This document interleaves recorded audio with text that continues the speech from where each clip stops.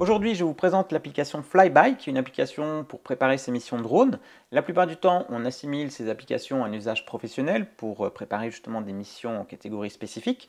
Mais celle que je vous présente, alors déjà, elle est gratuite, mais en plus, on pourra s'en servir pour un usage loisir. Si on évolue par exemple en catégorie ouverte, eh bien ça peut être utile. Et c'est ce qu'on va voir justement dans cette vidéo. Aujourd'hui, lorsqu'on fait voler un drone en mode loisir, en catégorie ouverte, la carte qui fait office de référence, c'est la carte géoportail. On va y trouver les plafonds de vol et les zones qui sont interdites de vol ou alors qui sont réglementées. En revanche, ça va être très peu détaillé par rapport à la nature de la zone qui est réglementée. Notamment si on prend par exemple la zone qui est en plein milieu de la France, on a une très grosse zone interdite. Eh bien, si on creuse un petit peu, cette zone-là, normalement, on peut voler à certaines périodes, à certains horaires, puisque ce sont des zones temporaires. Géoportail ne peut pas référencer toutes ces zones temporaires, donc par simplification, ils ont mis toute cette zone-là en rouge. Il faut savoir que c'est une zone militaire, donc il peut y avoir des avions qui passent à faible altitude et à haute vitesse, donc c'est pour ça que c'est une zone interdite. Mais si on regarde bien sur les données officielles des cartes aéronautiques, on peut s'apercevoir que ces zones militaires, elles ont des horaires d'activation, et donc potentiellement si on se réfère à ces horaires, on peut voler en loisir, en catégorie ouverte dans ces zones-là, lorsque la zone n'est pas activée. Alors attention, un gros avertissement, j'en parle pas beaucoup sur la chaîne parce que ça demande vraiment une application de votre part pour aller vérifier si la zone est bien activée et de comprendre pourquoi elle est activée et dans quelles circonstances. Il ne faut pas que n'importe qui aille voler là sans bien sûr avoir tous les éléments en main. Mais justement, il y a cette plateforme, donc Flyby, qui va nous permettre, pour certaines zones, d'avoir des informations complémentaires à la carte géoportail. Alors, cette application Flyby, c'est sûr que pour un professionnel qui exécute des missions drone régulièrement ou même temporairement, c'est un très bon outil parce que ça va aider à la préparation des missions sur les formulaires, sur les différentes demandes à effectuer, mais surtout en amont sur l'identification des différentes contraintes à respecter pour évoluer dans cette zone. Donc c'est valable pour un professionnel, mais ça peut aussi être valable pour quelqu'un qui souhaiterait voler en mode loisir en catégorie ouverte. L'avantage de ce type de plateforme pour un usage professionnel, c'est un gain de temps et de sécurité dans la préparation de mission puisque tout va être répertorié au même endroit et ça va prendre en compte pas mal de paramètres qu'on va voir un petit peu plus tard dans la vidéo. Donc ça va faire gagner du temps aux professionnels pour déclarer les missions et surtout ça va éviter aussi peut-être d'oublier ou ça va donner accès plus facilement à certaines informations. Donc c'est une sécurité pour moi sur la préparation de mission. Alors, j'en ai étudié plusieurs, je ne les ai pas étudiés à fond, je n'ai pas utilisé toutes les applications comme j'ai pu utiliser Flyby, mais les plus connus, on va parler donc de DroneKeeper, de Clearance. Il en existe d'autres comme Logidrone, AirMap, Briefing Drone, mais qui sont selon moi un petit peu moins complètes. J'ai fait un petit tour sur ces différentes plateformes pour voir ce que ça pouvait m'apporter, que ce soit en usage loisir ou professionnel. Alors, Briefing Drone, j'ai écarté tout de suite parce qu'on va dire qu'à part la carte OSI et quelques données météo, ça ne va pas m'apporter grand chose de plus que la carte géoportail, voire même moins. AirMap, c'est plutôt pas mal, mais c'est en anglais, on n'a pas toutes les zones. Logidrone, j'ai pas eu accès à toutes les informations que je pouvais avoir avec d'autres, donc je vais me concentrer essentiellement sur la plateforme DroneKeeper, Clearance et Flyby, qui sont selon moi, au moment où j'enregistre cette vidéo, celles qui m'ont paru les plus pertinentes. Alors DroneKeeper et Clearance, on est à un abonnement de base de 29 € hors taxe par mois. On a une période d'essai de 15 jours pour tester les différentes plateformes. C'est ce que j'ai fait justement. J'ai testé les différentes plateformes avec cette formule gratuite pour essayer. Mais après, c'est payant. Donc, c'est un petit peu plus de 30 € au TTC par mois. Après, on a des options en plus payantes suivant les formules qu'on peut choisir. Mais disons que ça fait une bonne base de comparaison. Si vous souhaitez comparer DroneKeeper et Clearance un petit peu plus en détail, je vous renvoie vers la vidéo de Drone Ambition, Jordan, qui avait fait une vidéo comparative entre les deux. Je pense qu'elle est toujours d'actualité et c'est un peu ce qui m'a semblé effectivement entre les deux plateformes. Concrètement, pour à peu près le même prix, sur Clearance, vous avez des fonctionnalités de préparation de mission qui sont un petit peu plus complètes, je trouve. Vous allez pouvoir vous décharger et déléguer donc les démarches à faire. Ce sera Clearance qui les fera à votre place. Donc ça, c'est un service payant. Je ne sais pas si DroneKeeper le propose. Peut-être que c'est des options. Il faudrait aller voir un petit peu plus en détail.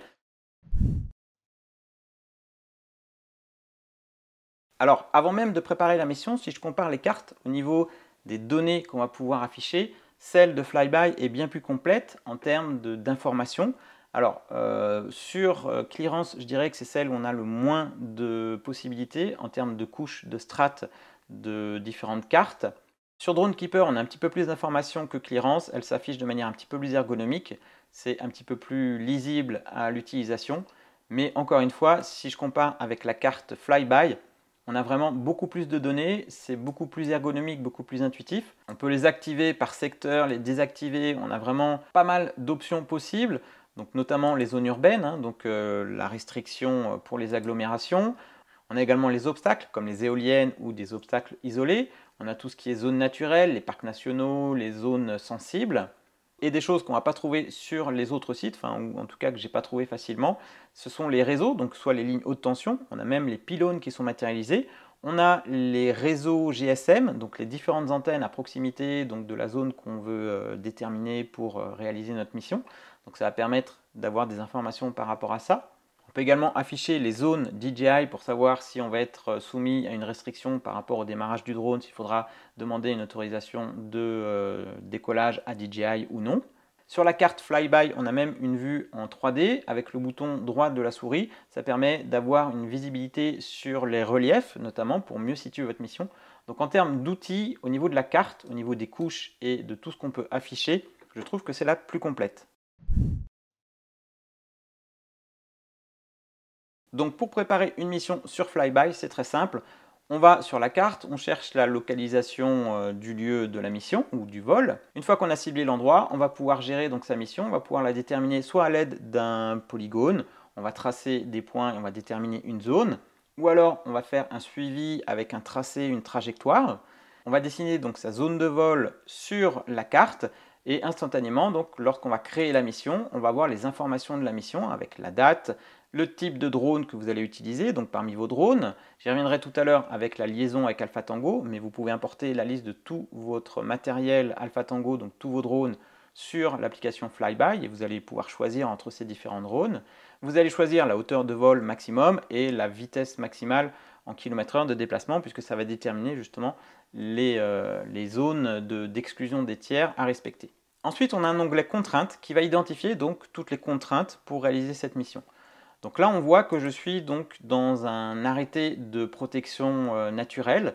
Donc il y a le lien qui est directement cliquable avec les coordonnées pour contacter éventuellement l'organisme pour vérifier qu'il n'y ait pas d'interdiction. Là, on est dans une zone protégée. Donc pour consulter s'il y a un arrêté spécifique qui interdit donc l'usage du drone, vous avez le lien et les coordonnées éventuellement donc pour contacter l'organisme et savoir si vous avez le droit de voler ou non. Donc ça, typiquement, ce genre d'information, on ne peut pas la trouver sur la carte géoportail de restriction pour les drones loisirs, c'est pas indiqué. On a également les informations pour les NOTAM, donc les différentes restrictions de l'espace aérien. Donc là, en l'occurrence, c'est sur des niveaux de vol beaucoup plus élevés pour des transits commerciaux, donc ça ne nous concerne pas. Et on a également des informations sur la hauteur du lieu, puisqu'on a les coordonnées géographiques. Il va vous donner l'élévation moyenne du sol. Ça peut être utile notamment si vous êtes à proximité de zones réglementées comme un aérodrome par exemple, où on sait qu'il y a des plafonds différents à respecter. Et donc grâce à ça, vous allez justement avoir des informations qui sont très pertinentes. Et on a également les informations au niveau des réseaux mobiles, où là vous allez avoir les différentes antennes et différents relais pour voir si soit ils sont proches pour risquer des perturbations, ou soit s'ils sont éloignés. Si vous avez besoin d'internet sur votre mission, eh bien vous allez voir par rapport à la position, donc la distance des pylônes de réseau 4G, 3G ou 5G même, voir si vous allez avoir du réseau donc sur votre mission. Ensuite, on a l'onglet réglementation qui pour moi c'est vraiment l'atout majeur de cette plateforme en plus de la carte, mais on va pouvoir déterminer si on est en catégorie ouverte ou en catégorie spécifique et quel type de mission, dans quelle catégorie ou sous-catégorie on va évoluer. Si on évolue en A1, A2, A3, S1, S2, S3 ou autre mission plus spécifique. Et plus tard, j'imagine bien sûr qu'on aura les nouveaux scénarios européens qui seront intégrés. Et donc, en fonction du type de vol que vous allez effectuer, vous allez voir les différentes contraintes qu'il va falloir respecter pour ce vol-là, pour cette mission donc, que vous êtes en train de préparer.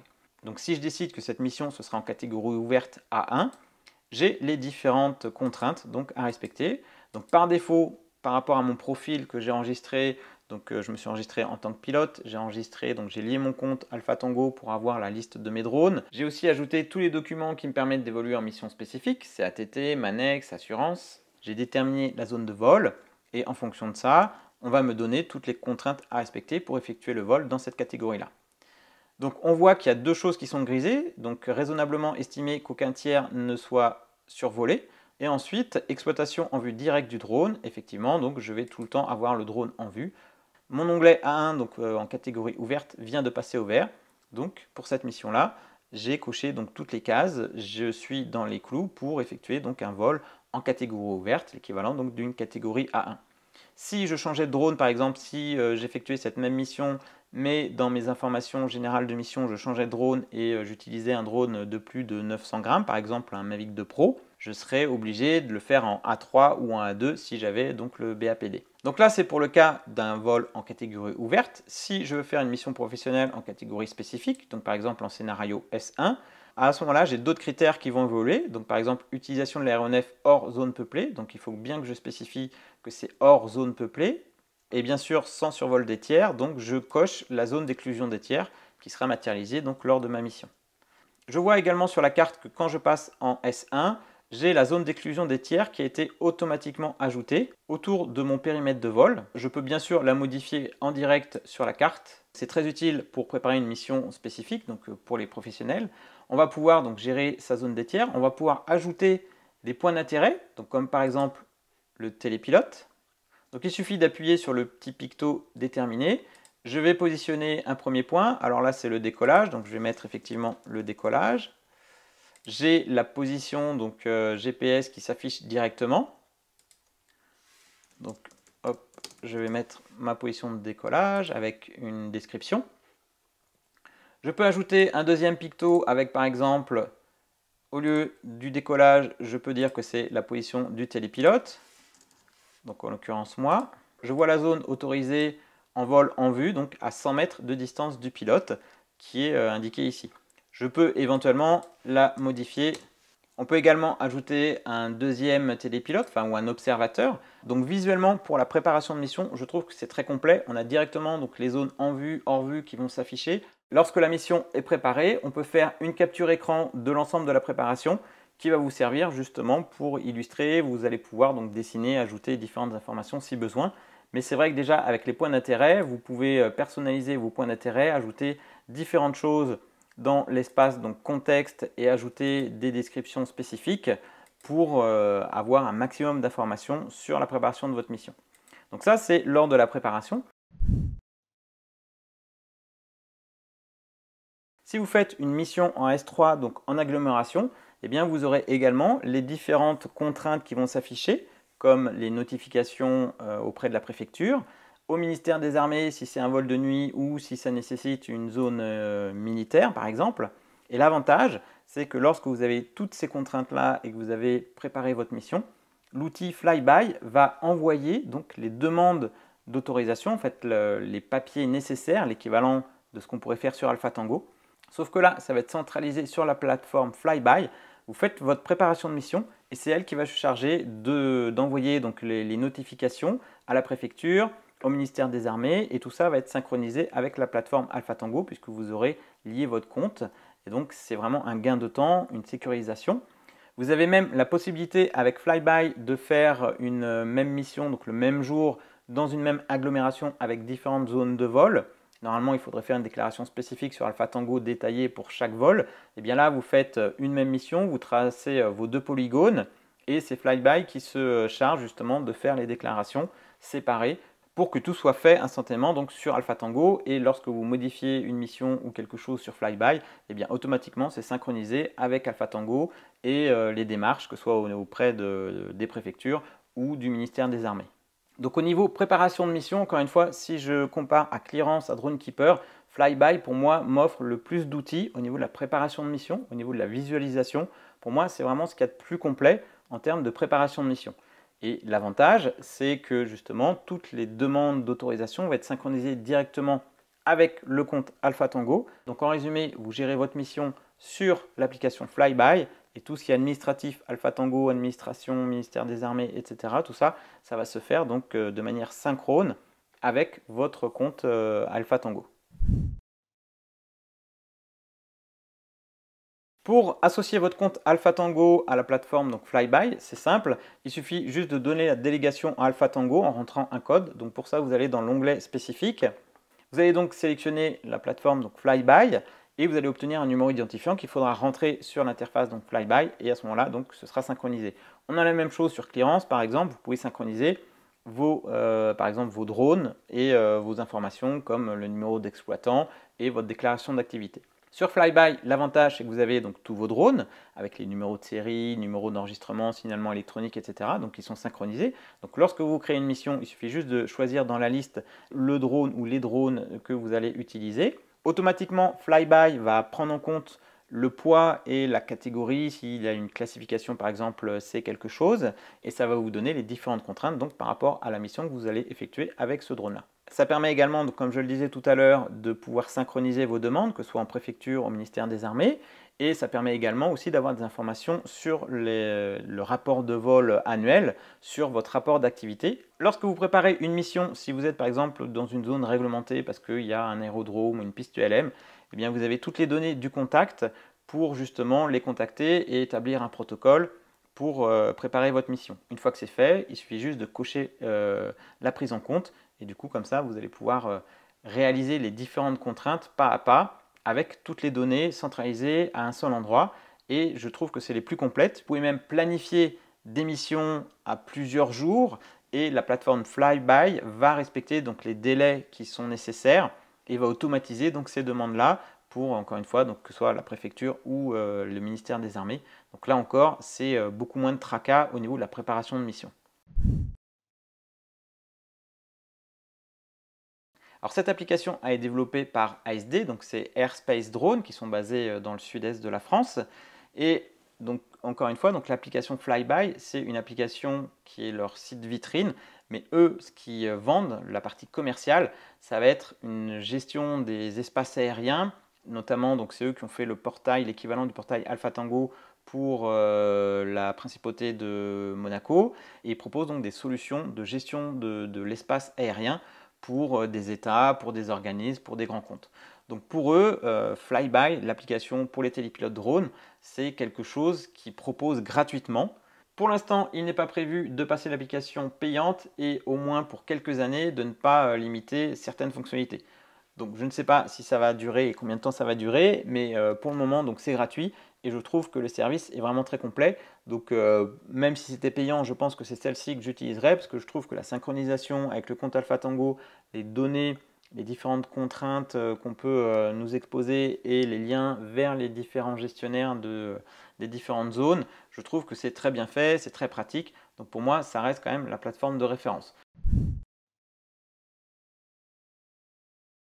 Et dans les évolutions de cette plateforme, on a pas mal de choses qui peuvent être intéressantes, donc notamment l'exportation des zones de vol et d'exclusion des tiers au format donc, GPX et KML, l'amélioration du modèle de terrain utilisé pour les hauteurs par rapport au point de référence, les bilans annuels d'activité donc, qui peuvent être synchronisés, le meilleur filtrage des notables, l'application mobile donc, qui actuellement est en version expérimentale. Et on a également la possibilité, donc sur l'outil, sur la carte, on peut visualiser les missions en cours qui ont été enregistrées sur la plateforme Flyby. Donc on pourrait tout à fait imaginer visualiser l'évolution des drones en temps réel sur les cartes, comme c'est déjà le cas d'ailleurs avec les aéronefs qui émettent un signal ADS-B. Alors voilà pour la présentation de cette plateforme. Je vous mets le lien en description. Il y a également une chaîne YouTube avec pas mal de tutos pour utiliser justement cette plateforme. Vous allez pouvoir voir différentes fonctionnalités plus en détail. Je précise que ce n'est pas du tout un partenariat. C'est moi qui les ai contactés parce que je voulais m'inscrire sur cette plateforme pour l'utiliser à titre personnel et professionnel.